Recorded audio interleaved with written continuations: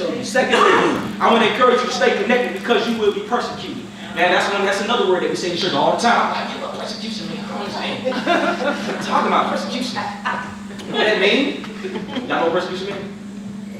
I didn't. Thank you. I'm glad somebody was honest. When you honest, she was honest. She said, I'm going to tell you what it means. I ain't even put you on blast. I'm going to tell you because I didn't know what it meant. I'm going to tell you what it means. Persecution. That's all right, man. Persecution is really simple. Really simple. Really simple. Persecution is just people talking about you. That's right. Yeah. People talking about you, picking on you, all that good stuff. So we're going to talk about that real quick because I know most of you who are in church, this is I got it all the time. My brothers, we got it. We were blessed because I had all of my brothers was like a year and a half apart. So we were blessed because it was me, and it was one above me, one below me, and one below me, and another one. So we were all like in high school at the same time. So if nobody wanted to be our friend, we was friends. You know? So I was blessed. But I understand that everybody isn't blessed in that way. I promise you, I understand that everybody is not blessed in that way.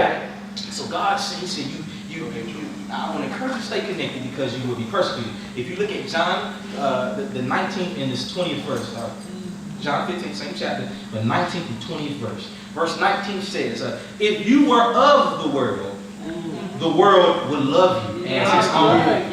Okay? The world will love you as its own. However, this is my words. However, because you are not of the world, but I have chosen you out of the world, hates you.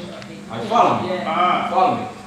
If you were of the world, this is the world. If you were of the world, they will love you. But because you are not of the world, and I have chosen you out of the world, they hate you. You follow me? Clear. You got that? You clear? You got me clear? Oh man. All right.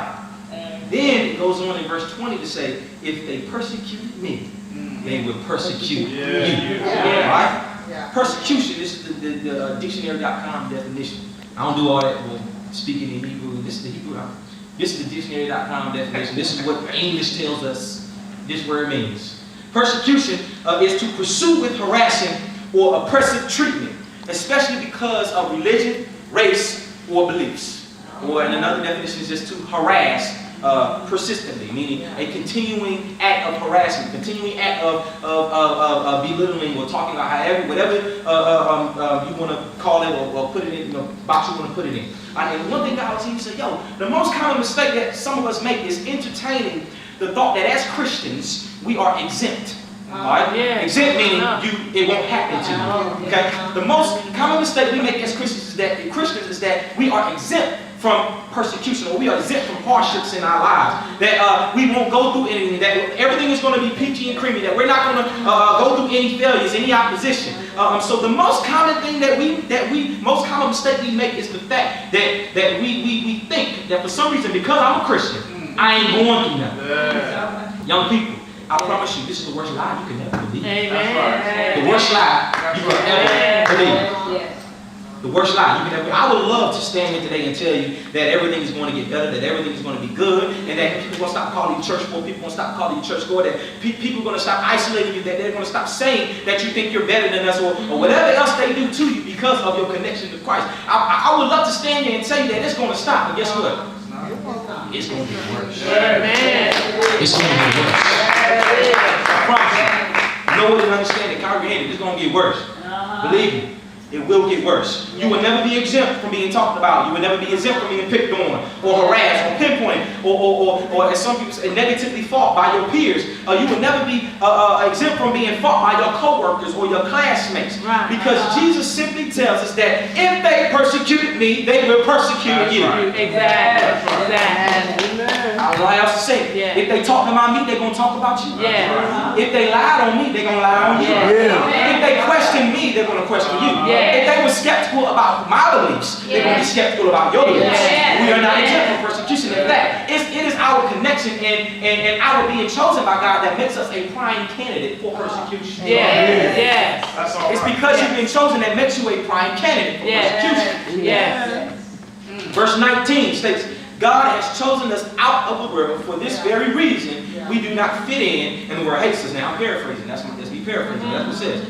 God has chosen us out of the world, and for this very reason, we do not fit in. And the world hates us. You go to school and you wonder why everyone treats you differently, a little bit different than everyone else. You're wondering why all of the students, out of all the students that are in the school, young people always find a reason to say something and talk about you. You're wondering why everyone on your job continues to keep your name in their mouth, and that you experience many or unforeseen levels of animosity that are unexplainable. And because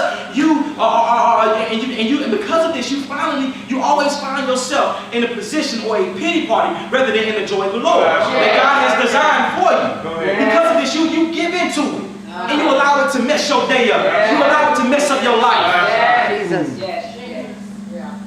Thank you. Not only that, you continue to ask the question of why me, that God has already answered. But God is saying that if you can manage to shift your focus off of the people that are against you and maybe pray a little harder, if you can manage to shift your focus off of these situations that are against you and maybe read your word a little more, if you can manage to shift your focus off of the negativity that is trying to attach its nasty self to your life and maybe fast a little longer, then you will know that God has already spoken in His word. He said that you will be persecuted because you are not of the world. And you're not of the world because I have chosen you. Verse 22 and 25. I know this is like Bible study, but we're going to run through this. Verse 22 through 25. And this is something that really, really got me. Jesus was telling His disciples, He was like, look, man, if I didn't come and preach this good word to them, they wouldn't have known that they were sinning. Right, that's true. If I didn't come and show them their faults, it says they would not have sinned, or they wouldn't have, they wouldn't have known they were sinning. Right. What He was saying was, at this point in time, many people were sinning, doing all kinds of evil things, but they were doing it in the name of the Lord, and they were also covering it up like it never happened. They were covering it up like it never happened. He states that if I had not done among them, this is what it says specifically, if I had not done among them the works which no other man did, they not had sinned, or they had not sinned. Meaning, because I have come and showed them the right way, they now know that their way is the wrong way. Jesus goes on to say that they hated me without a cause. He said they hated me without a cause. I was like, Lord, they didn't hate you without no cause, did they? They say right here, because you came and showed them the right way. He said right here, you came and showed them the right way, so that's why they was hating on you. But He said they hated me without a cause. And what He was saying was that, what my interpretation of it first was not it. But what Jesus is essentially saying is that because I have shown them the right way, because I have shown them the right way that they should go, that their wrong ways are highlighted. Okay, so because I came and showed them the right way, their wrong ways are highlighted, and they can see it, and everyone else can see it. Right? And they hate me for showing them the right way, which is not a good reason to hate me at all. What's saying is, they hate me because I showed them the right way, and it's highlighted their wrong ways. And because I showed them the right way, they hate me for no reason. Amen. So what He's saying is, if I can bring it to real life, to modern day, to 21st century, what Jesus is saying that children, young people, some people can't stand you, not just because you're respectful to your teacher, not just because you raise your hand before you speak, not just because you line up quietly or you make good grades, but they can't stand you because the good that you do makes it noticeable of the wrong that they do. The good you do makes it noticeable of the wrong that they do. Amen. Young people, my older kids, what they kids, preteens, they want to call them. Young people. Some people can't just stand you just because you don't smoke, or you don't curse like a sailor, or you're not hanging out with your friends, or you're not having sex, or you're not calling girls bees and hoes. Right. As I said, because there's people out there doing that in the church. Go ahead. But they can't stand you because the good that you do makes it noticeable of the wrong that they do. Let me highlight my older saints real quick. Sister Sally Mae and Trustee Jones, or Bob on the job, they can't stand you not just because you're cleaning the church, or you're assisting the pastor, or you're serving on the usher board, or you're coming to work on time, or rarely calling in sick, or addressing your boss as no sir, or yes sir. But Sister Sally Mae, Trustee Jones, and Bob on the job can't stand you because the good that you do makes it noticeable of the wrong that they do. Some people like to say, That's right. Ain't nobody making you look bad. You make yourself look bad. Jesus. It's the same. But I am reminded of the scripture that says, be not weary in well doing, which means, be not weary in well doing. Keep doing the right thing. Keep doing what you know is right. When persecution comes your way, hold on to what your parents are teaching and have taught you. Know that God will work it out. Don't give up. Don't fall out. Don't throw in the towel. Church, do not quit. Do not quit. One of the other things that do when trying times come, turn away from God. Our very help, our very source of life. Turn away from Him. That's true. That don't make no sense. No. We turn away from Him. Yes. In Deuteronomy 31:6 it states that he will be with you, or He will never leave you nor forsake you. Right. Then it goes on in the New Testament in Matthew, the 28th chapter, 20 verse, Jesus says that I will be with you always, even to the end of the earth. God knows He got your back. He sees, He knows, He cares.